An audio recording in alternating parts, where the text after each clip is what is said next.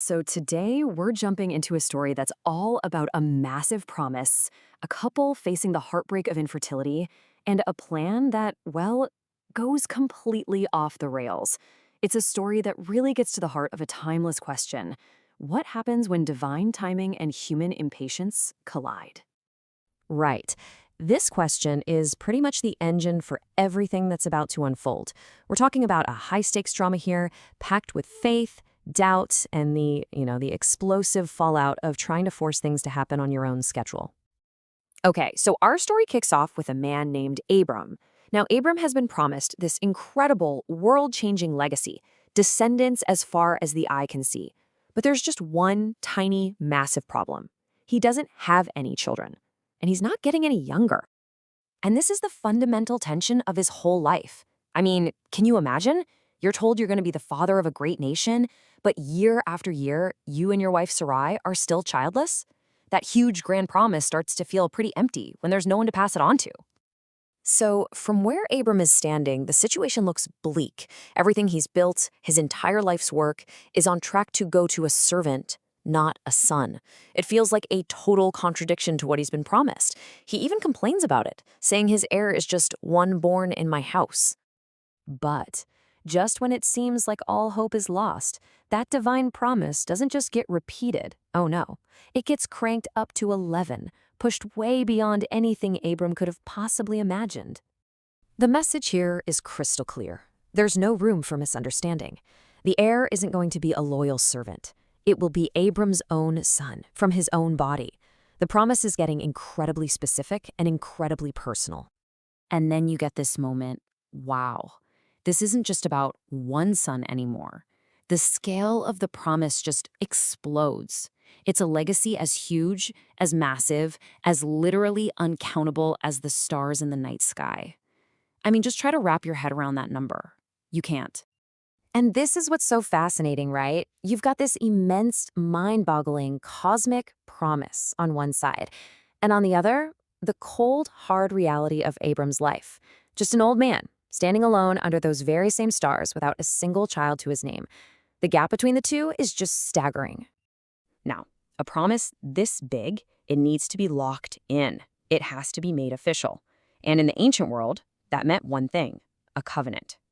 And this one was sealed with a very strange and very serious ritual. Okay, so let's walk through this because it's pretty intense.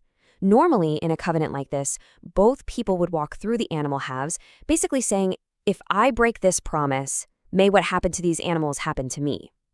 But look closely at what happens here. Only the divine presence, that smoking furnace and burning lamp, passes between the pieces. It's a huge deal.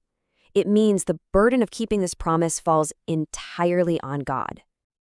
And that's the key takeaway here. This is not some casual agreement. It's a life-or-death, unbreakable treaty. It is the most serious, most sacred kind of commitment you could make back then. The deal is sealed. So, the promise is locked in the most dramatic way possible. And then, nothing. Silence. Years start to tick by, and there's no baby.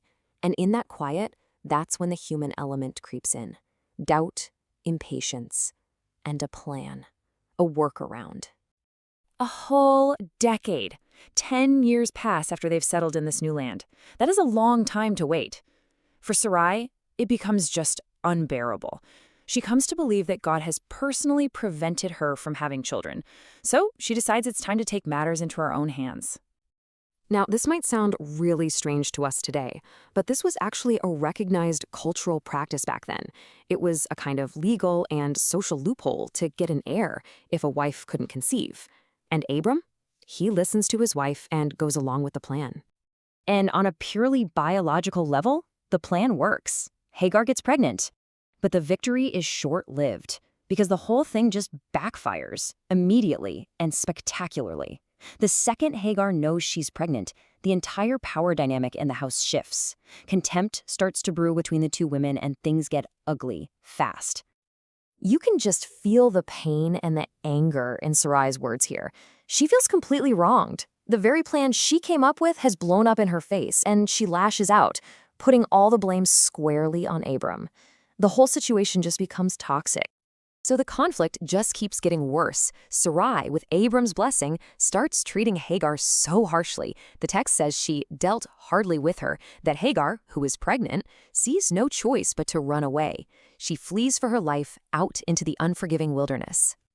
And right here, this is a major turning point. The camera, you could say, suddenly swivels away from Abram and Sarai, the couple with the big promise, and focuses completely on this forgotten woman, the one who was cast out and is now carrying their child.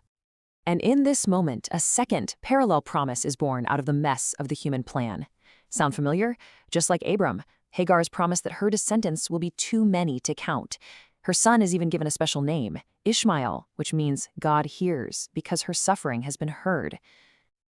So, at 86 years old, Abram finally has a son.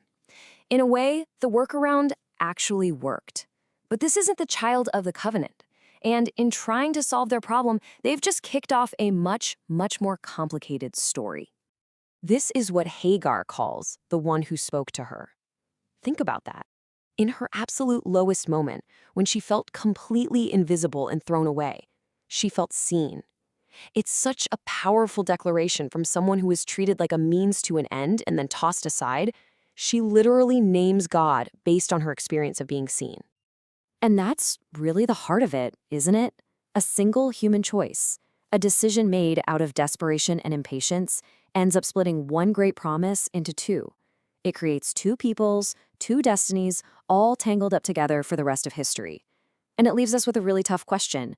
What does it really mean to wait, to trust, and to live with the consequences of our own plans?